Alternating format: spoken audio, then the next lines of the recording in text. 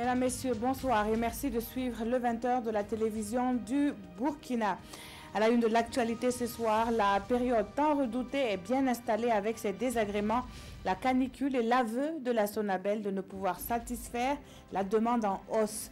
Face aux organisations de la société civile, les responsables de la nationale de l'électricité disent compter sur les autoproducteurs pour rattraper son déficit énergétique. Ces pertes à elles s'élèvent à plus d'1 milliard de francs CFA rien que pour l'année 2017. L'Office national des télécommunications peine à freiner un phénomène qui prend de l'ampleur, des actes de vandalisme opérés sur ces installations privant quelques 4000 abonnés des services de l'Onatel. Dans l'actualité également, ce titre attribué au président burundais Pierre Nkurunziza a été élevé au rang de guide suprême éternel du parti au pouvoir.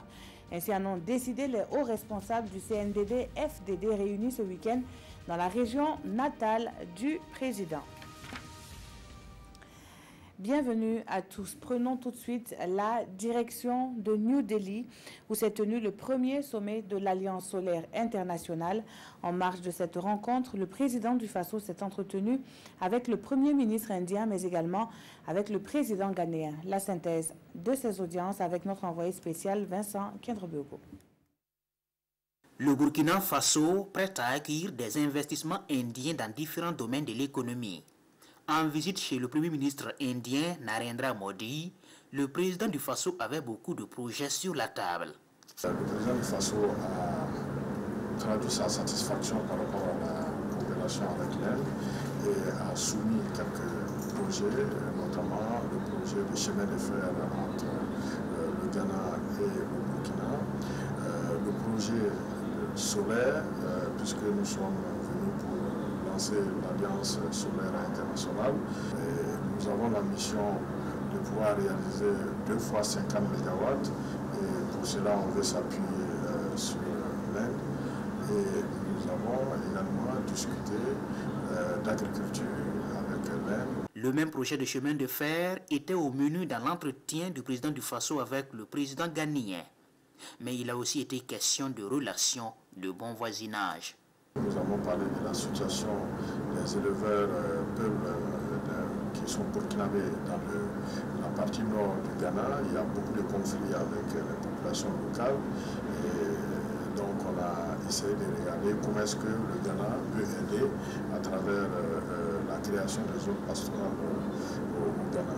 Et nous avons examiné également les questions de partage des bassins d'eau et des cours d'eau entre nos deux pays qui sont également source parfois, ça peut être des tensions mais aussi d'entente entre nos deux pays. Selon le ministre Alpha Bari, toutes ces questions pourraient être traitées dans le cadre de la commission mixte de coopération entre les deux pays. L'Alliance solaire internationale est une initiative lancée en 2015 par la France et l'Inde. Et pour cette première rencontre, plusieurs pays africains qui ont pour dénominateur commun le soleil y participent. Il s'agit de rehausser la production d'énergie solaire, une démarche dans laquelle s'inscrit le Burkina. De New Delhi, Vincent Kendrebogo nous éclaire.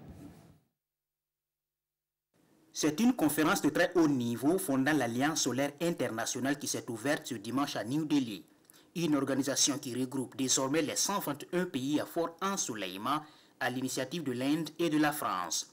L'objectif, développer les énergies solaires dans ces pays, ce qui présente un double avantage et répondre aux besoins énergétiques des populations tout en préservant l'environnement. Pour cela, il faudra identifier des projets, trouver des solutions technologiques, mais aussi des financements. Nous visons 1 TWh d'énergie solaire en 2030.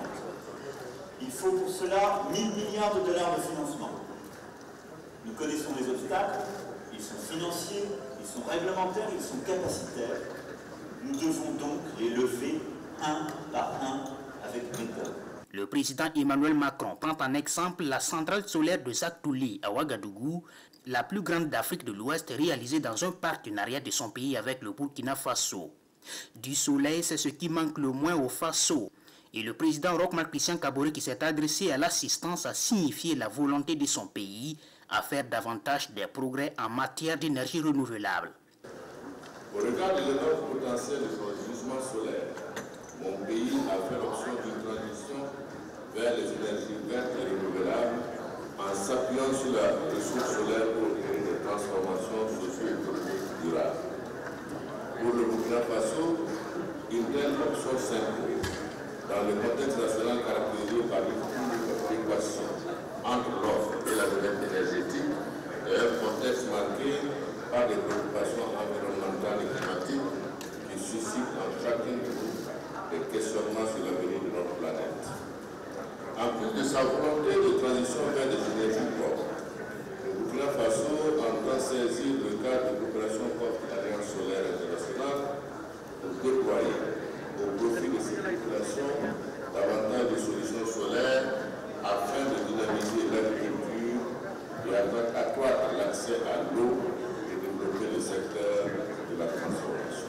La vingtaine de chefs d'État et de gouvernement et l'ensemble des différentes délégations présentes à New Delhi ont ainsi lancé l'Alliance solaire internationale qui veut désormais se faire compter parmi les grandes organisations internationales. L'énergie solaire, voilà qui pourrait aider la Sonabel à combler son déficit de 50 MW cette année. Les populations de Ouagadougou et de Bobo-Dioulasso devront faire face à des délestages en période de canicule. À la suite de la presse, les responsables de la Sonabel ont expliqué la situation aux organisations de la société civile. Le point avec Alidou Badini et Ismaël Diloma Sirima. Il y aura bel et bien des délestages pendant les périodes de forte chaleur, selon les responsables de la Sonabel. Face aux représentants de certaines organisations de la société civile, ils sont revenus sur le déficit de 50 MW, occasionné par une faible pluviométrie enregistrée cette année. Ce déficit s'explique aussi par la non-effectivité du projet d'interconnexion Bolgatanga-Ouagadougou. Ce projet devait à terme contribuer à satisfaire 25% de la demande actuelle de l'énergie du Burkina Faso. Concrètement, il devait augmenter l'offre de puissance de la Sonabel de 100 MW. Et selon le directeur général de la Sonabel, l'apport de la centrale solaire de Zaktouli ne sera perceptible que dans la journée. Toutefois, il a présenté aux OSC les mesures déjà prises, notamment le recours aux autoproducteurs. Si ces autoproducteurs qui sont raccordés au réseau s'effacent pendant la période critique, cela nous permettra de disposer d'une vingtaine de mégawatts qui peuvent être mis à profit pour juguler le déficit. À cela, les responsables de la Sonabel invitent l'ensemble des usagers à observer des réflexes d'économie d'énergie. La fourniture de l'électricité fait justement partie des 4 projets majeurs retenus par le second compact. La formulation de la phase 3 du Millennium Challenge Corporation est en cours à Ouagadougou. Cette phase vise à réduire la pauvreté à travers la croissance économique. Précision avec Pawandrogo Jean Zongo et Moumouni Soubeiga. Après les 2 premières phases basées respectivement sur l'analyse des contraintes à l'investissement et leurs causes profondes, les experts et membres de l'unité de coordination de la formulation du second compact du Burkina amorcent la phase 3. Elle porte sur l'élaboration des versions préliminaires des documents des 4 projets, tous basés sur l'énergie. Le développement des capacités institutionnelles, des capacités humaines, ça c'est le premier volet. Le deuxième volet, c'est le cœur, c'est l'offre d'électricité. Troisième volet, c'est la distribution, le transport et la distribution de l'électricité jusqu'au consommateur. Et quatrième volet, enfin, comment faciliter l'accès, la connexion des ménages et des entreprises à cette électricité. Les projets adoptés seront soumis à l'analyse de plusieurs composantes, dont la partie américaine. Donc il y aura des échanges de plusieurs ordres avec les Américains sur les premières propositions qu'on aura faites. Ils feront également leurs commentaires. Sur la base de ces commentaires-là, il y aura donc des ajustements qui vont être faits.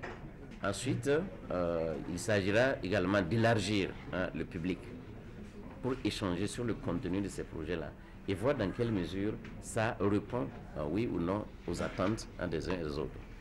La principale contrainte identifiée est l'inaccessibilité à l'électricité de qualité par les ménages et les entreprises burkinabais. Et le second compact entend travailler à résoudre cette question pour répondre à sa vision qui est de réduire la pauvreté à travers la croissance économique. Et améliorer l'accès. Le développement passe aussi par la veille citoyenne. Loin d'être un phénomène de mode, elle est mise à profit par le ministère en charge des Finances. Le département lance une campagne de communication sur le budget citoyen 2018. Ce matin, à Manga, dans le Zunweugo, région du centre-sud, le top départ a été donné. Les détails avec Amado Ilboudo et Nathalie Sawatoko. Le budget citoyen est une approche de représentation du budget de l'État en termes simplifiés pour qu'il soit accessible à tous les citoyens. Les élus locaux, agents et responsables de services de l'État et sociétés civiles de la région du Centre-Sud, réunis ici dans la cité de l'Épervier, veulent se l'approprier pour mieux jouer leur rôle de veille citoyenne. Cette communication permet à chaque citoyen de comprendre comment et utiliser donc les ressources qui sont mobilisées et auxquelles il participe aussi parce que c'est ce citoyen lambda qui paye l'impôt. Donc il est normal de le tourner donc vers le citoyen lambda pour lui expliquer à quoi sert donc cet impôt et auquel donc il a consenti. À ce sujet, plusieurs concepts ont été développés pour les apprenants. On a un peu expliqué les étapes du processus d'élaboration du budget. On a aussi insisté sur les hypothèses qui servent donc de base à la préparation du budget. C'est sur la base d'hypothèses qu'on projette ce qu'on pourra mobiliser comme ressources et qu'on affecte aussi en fonction donc des priorités du gouvernement. Cette rencontre est le début d'une campagne qui devrait se poursuivre dans les 12 autres régions du pays. 100 millions de francs CFA en faveur de 1000 élèves burkinabais, ces derniers étant issus de familles défavorisées, vont pouvoir améliorer leurs conditions d'études. Une convention a été signée ce lundi entre le ministère de l'Éducation nationale et 5 directions régionales des enseignements post-primaires et secondaires. Paul-David Bambara et Estelle Judista Sokba, reportage. Ces actes qui viennent d'être posés donnent ainsi du sourire à 1000 élèves méritants issus des ménages pauvres des directions régionales des enseignements post-primaires et secondaires de l'Est, du plateau central, du sud-ouest, du nord et du centre-est. Ces subventions, octroyées sous forme d'une bourse annuelle de 100 000 francs CFA à chaque élève, vont permettre aux bénéficiaires de poursuivre avec quiétude leurs études. Il y a des dépenses éligibles, notamment pour les frais de scolarité, les fournitures scolaires, les tenues scolaires, la cantine scolaire et l'achat d'un moyen de déplacement. Donc vous conviendrez avec moi que si tous ces moyens-là sont réunis, l'enfant peut s'en sortir. Parmi les 100 élèves bénéficiaires, 55% sont des filles. Et c'est suite à une enquête menée par les acteurs du projet d'amélioration de l'accès et de la qualité de l'éducation que les élèves méritants ont été sélectionnés dans les 5 régions considérées comme les plus pauvres du Burkina Faso. Il y a des enquêtes qui nous ont révélé que dans les régions défavorisées, il y a des enfants qui réussissent avec succès. Ces enfants méritants-là, il nous est arrivé des informations qui disent qu'il y en a qui décrochent.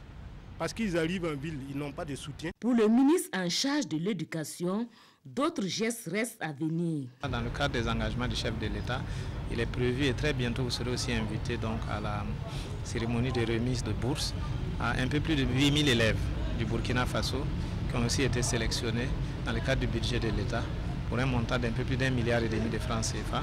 Donc l'action sociale a accompagné donc, le PACE pour sélectionner les 1000, pour qu'on s'assure que ceux qu'on sélectionne sont issus de familles défavorisées. Tous ces soutiens à l'endroit des élèves issus des ménages pauvres devraient leur permettre de continuer sereinement leur cursus scolaire.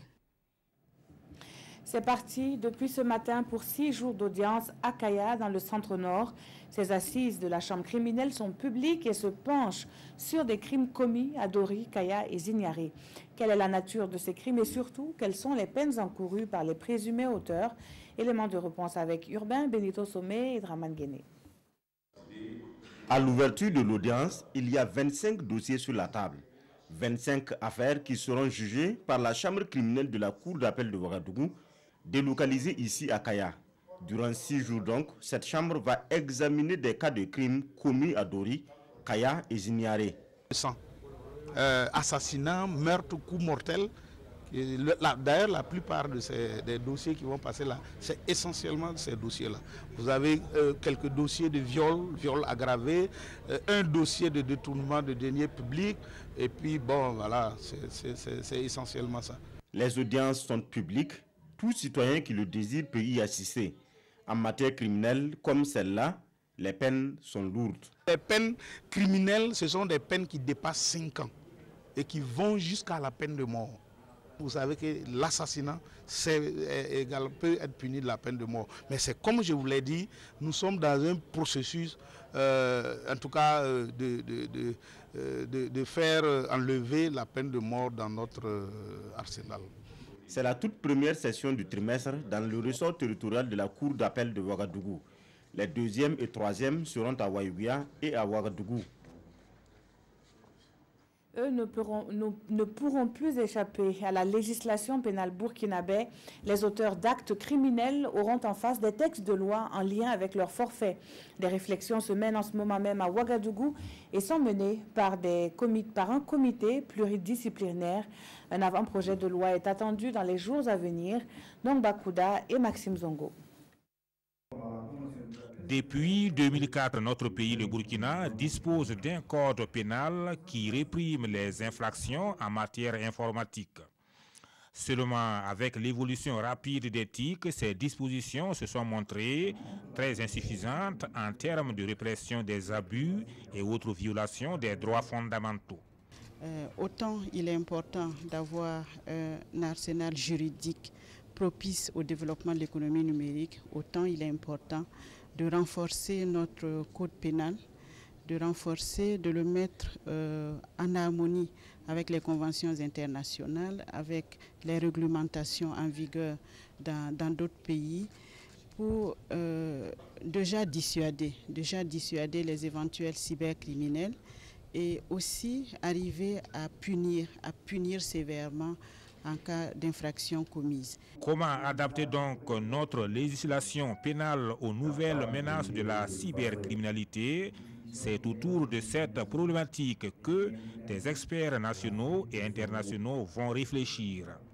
À leur côté, le Conseil d'Europe qui a une longue expérience à partager. C'est essentiellement un projet de renforcement des capacités dans tous les domaines.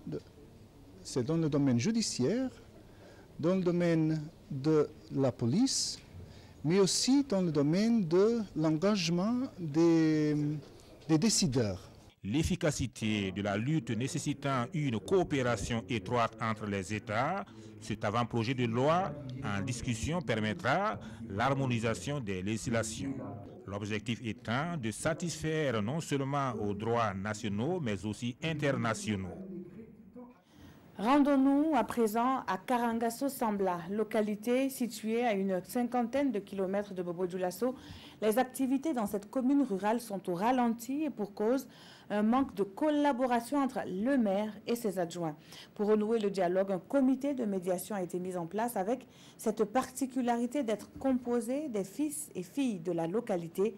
Ce dimanche, il a fait le point de sa médiation à la population. C'était en présence de Mané Kayen et Rachid Sawadogo. Crise au conseil municipal de Karangasso-Sambla. Le maire et ses 2 adjoints ne fument plus le même calumet. Face à cette situation, un comité de médiation et de conciliation pour le bon fonctionnement du conseil municipal de la commune est né. Après plusieurs tentatives de rapprocher les 2 parties, le comité tient cette rencontre pour faire le point à la population. Nous avons rencontré le maire, on l'a écouté pendant 7 heures d'horloge. On a rencontré ses 2 adjoints, avec son camp aussi, on les a écoutés pendant 5 heures d'horloge. Et c'est là qu'est sorti les points de divergence et on a suscité une rencontre entre les 3 personnages administratifs de la commune. Mais ça a été avorté parce que le maire s'est remis plutôt à une médiation de son parti politique. Voilà, donc nous, on se trouve dépourvus. Et comme les populations nous ont approchés pour ça, c'est ce qui a fait qu'on a préféré venir les rendre compte Conscient de la difficulté de la tâche, le comité n'attend pas baisser les bras. Il se dit soucieux du développement de la commune. On reste dans une neutralité absolue. On ne veut pas jeter l'anathème sur un ou l'autre camp. Ça, c'est vraiment notre leitmotiv. Nous ne sommes pas politiques et donc je sais qu'il y a des enjeux politiques et on ne veut pas défendre un camp par rapport à l'autre. Le comité de médiation est composé de 8 membres, tous filles et fils de la commune de Karangasso-Sambla et résident principalement à Bobo-Dioulasso et Ouagadougou. Pour un dénouement heureux de cette crise, il invite chaque protagoniste à mettre de l'eau dans son vin. On en vient à cette visite de terrain de l'Office national des télécommunications. Depuis quelques années, l'ONATEL doit faire face à des perturbations dans la fourniture de ses services en cause des actes de vandalisme sur ses installations. Des chambres téléphoniques endommagées et des câbles de cuivre sectionnés. Voici le constat fait par les techniciens. Ils étaient suivis par Gérard Sommet et Olopoda. Des câbles froidement sectionnés dans des chambres téléphoniques. Une fois encore, l'ONATEL vient d'être victime d'actes de vandalisme sur les installations de son réseau souterrain. Ici à la Padoue, le phénomène se développe depuis un bon moment et prive la clientèle des services attendus. Là, vous avez 6000 paires de cuivre qui sont sectionnés et 6000 paires de cuivre, c'est environ 2 tiers de la capacité qui concerne des raccordements d'abonnés. Donc on a environ 4000 abonnés qui sont coupés. Donc vous voyez l'impact sur le réseau de l'ONATEL et vous voyez l'impact également qu'il y a sur la qualité des services. 4000 clients qui sont sans téléphone, qui sont sans connexion. Donc vous imaginez l'ampleur du désastre. Pour l'année 2017, l'Office national des télécommunications dénombre à Ouagadougou une quarantaine de cas de vol de câbles en cuivre. À cela s'ajoutent des actes de sabotage sur sa fibre optique, des actes de délinquance constatés malgré les moyens déployés pour sécuriser ses ouvrages téléphoniques. Il y a la condamnation de ces chambres téléphoniques, des trappes de ces chambres téléphoniques. Il y a également la mise sous surveillance des artères dont vous avez constaté à Ouaga 2000, où il y a un poste de sécurité même qui est créé sur un des itinéraires pour pouvoir faire la patrouille de part et d'autre. Vous avez par exemple les MSAN qui sont des solutions à fibre optique où le câble multipaire est remplacé par la fibre optique. Et la fibre optique est moins sujette à des actes de vandalisme. Comme on le disait tout à l'heure, c'est la recherche du cuivre qui motive les voleurs à commettre les actes de vandalisme. C'est encore demander les excuses auprès de notre aimable clientèle. Et cette clientèle qui nous est si chère, cette clientèle pour laquelle on travaille jour et nuit pour satisfaire, et on profite à nouveau demander leur collaboration pour vraiment lutter contre ces actes de vandalisme. Au-delà de Ouagadougou, ce phénomène de vol de câbles touche presque l'ensemble du territoire et engendre de lourdes conséquences. En plus des désagréments causés au service, les pertes sont énormes. Rien que pour l'année 2017, l'ONATEL aurait déboursé plus d'1,5 milliard de francs CFA pour réhabiliter les sites endommagés. Cette année encore, l'Institut 2IE poursuit sa formation dénommée WASH. La 9e édition de cette campagne fait intervenir des experts issus de 8 pays africains. Les modules portent surtout sur la prise en charge des populations en eau, hygiène et assainissement lors des situations d'urgence. Konsoun Koulibaly et Boumernès Nebien nous en disent plus. Des participants venus de 8 pays d'Afrique sont en atelier à Ouagadougou sur la question de l'eau en situation d'urgence. Initiée par l'Institut 2IE, cette formation dénommée WASH a pour but de renforcer les compétences des participants sur l'assainissement afin de faire d'eux des acteurs capables de répondre efficacement aux problèmes d'accès à l'eau en situation de crise. En toute situation d'urgence, l'eau, l'hygiène et l'assainissement deviennent vraiment prioritaires, qu'il s'agisse d'une inondation, qu'il s'agisse d'une épidémie de choléra, qu'il s'agisse d'un conflit avec des déplacements de population. Tout déplacement de population sans programme d'eau, d'hygiène, d'assainissement, cela entraîne beaucoup de mortalité, particulièrement chez les jeunes enfants. La question de la formation des ingénieurs ne doit pas se poser en l'air. Ici, aujourd'hui, on a l'opportunité de montrer en quoi nos ingénieurs sont capables de répondre efficacement à des situations d'urgence. Pendant 10 jours, les participants aborderont différents modules relatifs à l'eau et à l'assainissement et une phase pratique sur le terrain. On va avoir un certain nombre de modules. Un certain nombre de modules, notamment en rapport donc avec les crises. Il y a aussi les éléments transversaux qu'il faudra aussi aborder. Les éléments d'information, autrement dit, la gestion de l'information qu'il faudra donc avoir dans l'association, mais également aussi l'élaboration de ce qu'on appelle le plan de contingence. Comment préparer la réponse pour pouvoir faire face à ce que, de faire en sorte que les populations qui sont les plus démunies, les déplacés, puissent aussi être dans des situations quand même acceptables. La formation WASH est annuelle et est à sa 9e édition cette année. Plus de 225 personnes issues de divers pays du monde ont déjà bénéficié de cette formation. Dans l'actualité, hors de chez nous, Nkurunziza est élevé au rang de guide suprême éternel. Ce titre, ce sont les dirigeants du parti au pouvoir qui l'attribuent au président burundais. En attendant une explication de ce titre promis par le CNDD-FDD d'ici mardi, la nouvelle a provoqué une grande polémique dans le pays. Après Nkurunziza, ce sera toujours Nkurunziza pour le CNDD-FDD. Le président burundais a été en effet élevé au rang de guide suprême éternel de cette formation politique au pouvoir. Pour ses partisans, il est le seul à même de diriger ce parti.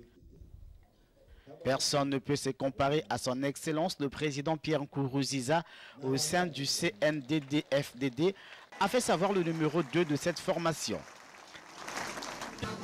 Même si les responsables du parti ont promis de dévoiler la signification de ce titre mardi, pour beaucoup, cette initiative n'est plus ni moins qu'une volonté manifeste de faire de Nkurunziza le président à vie du Burundi.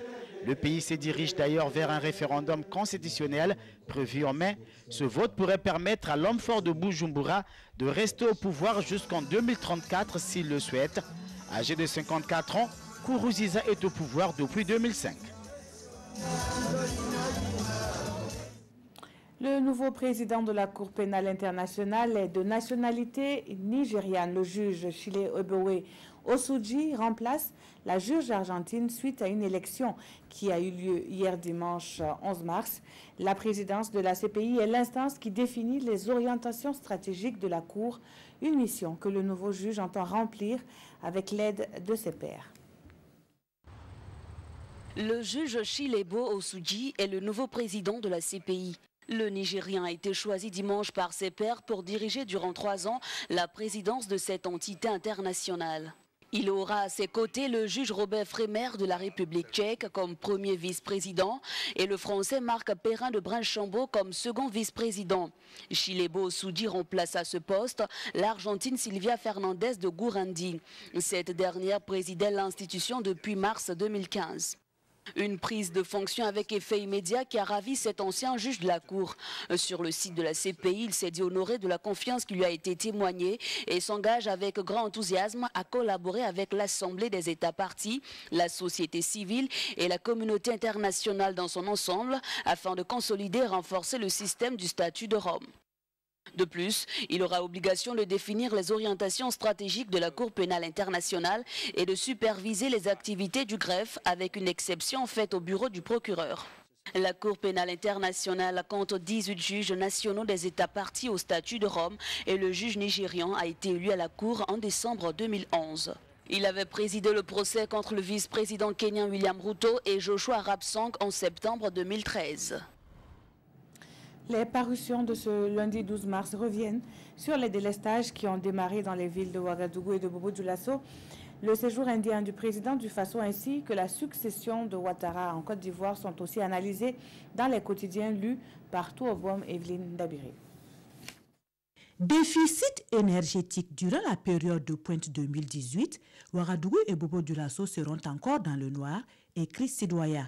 Dans le pays, la Sonabel présente les progrès réalisés, soit la réhabilitation de 5 groupes thermiques qui ont permis une puissance additionnelle de 30 MW. Mais les difficultés se situent au niveau du projet d'interconnexion Bolgatenga-Ouagadougou qui tarde à prendre forme du côté du Ghana. Le Ghana accuse un retard dans la réalisation des travaux, poursuit ce journal. Conséquence, un déficit énergétique estimé à 50 MW, précise l'observateur Palga. Malheureusement, constate Sidoya, c'est la même chanson chaque année et à chaque période de pointe. Mais quelle solution à ce problème récurrent? La réponse semble venir de l'Inde, estime aujourd'hui au Faso, où 121 chefs d'État et de gouvernement ont inauguré le 11 mars dernier l'Alliance solaire internationale qui a pour mission de les aider à accéder à l'énergie solaire. Seul problème et non des moindres, poursuit ce journal, le nerf de l'énergie. Hélas, les pays, riches en soleil, sont pauvres en devises.